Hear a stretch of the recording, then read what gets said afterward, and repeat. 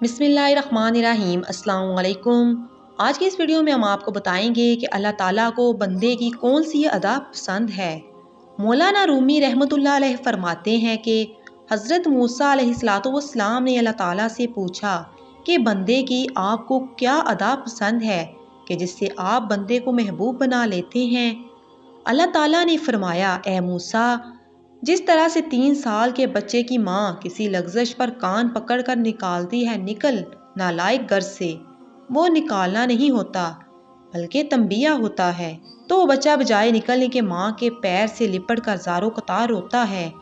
मैं अपने बंदे से यही ताल्लुक पसंद करता हूँ कि अगर शैतान उससे कोई खता करवा दे तो वो रो रो कर अल्लाह को मना ले, गुनाहों में गर्क ना हो, बेहिस और बेगैरत ना बन जाए कि गुनाहों में पड़ा हुआ है और एहसास भी नहीं है। ऐसा ना हो।